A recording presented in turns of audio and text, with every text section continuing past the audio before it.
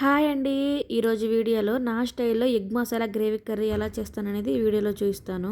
ఈ కర్రీ చపాతీ, పుల్కా, రోటీ, పులావు, రైస్ అన్నిటిలోకి సూపర్గా సెట్ అవుతుంది. వీడియోలోకి వచ్చేస్తే ముందైతే ఎగ్స్ అయితే బాయిల్ చేసి పెట్టుకున్నాను. తర్వాత స్టవ్ ఆన్ చేసి స్టవ్ పైన కడాయి పెట్టుకొని నూనె వేసుకొని నూనె హీట్ అయిన తర్వాత ఉల్లిపాయ ముక్కలు, జీడిపప్పు, జీలకర్ర, మిరియాలు, సోంపు, నువ్వులు వేసుకొని ఫ్రై చేసుకోవాలి. ఫ్రై అయిన తర్వాత టొమాటోలు కూడా వేసుకొని ఉప్పు కూడా వేసుకొని టొమాటోలు, పచ్చిమిరపకాయలు బాగా మగ్గేలాగా ఉడికించుకోవాలి. ఎక్కువగా మాడిపోయేలాగా ఫ్రై చేయకూడదండి. ఇలాగ ఉడికితే సరిపోతుందన్నమాట.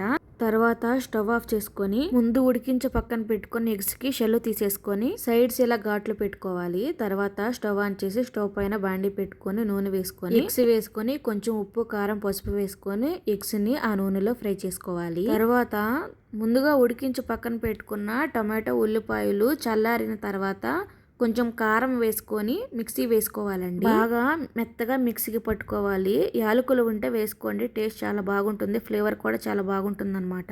ఈ రెసిపీ చాలా ఈజీ, టేస్ట్ కూడా చాలా బాగుంటుందండి. ఎగ్స్ ఇలాగే ఫ్రై చేయాలని ఏం లేదండి, ఒక్కొక్కరు ఒక్కొక్కలాగా చేస్తారు.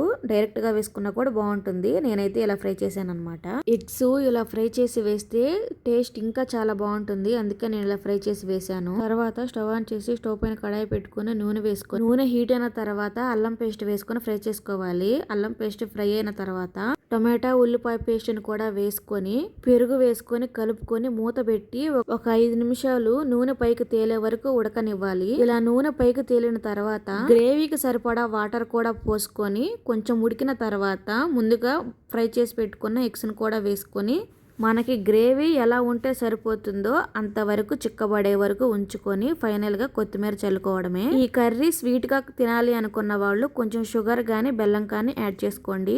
ఎవరైనా మన ఛానల్ ని ఫస్ట్ టైం చూస్తున్నట్లయితే ప్లీజ్ లైక్ చేసి సబ్స్క్రైబ్ చేసుకోండి. Thank you for watching.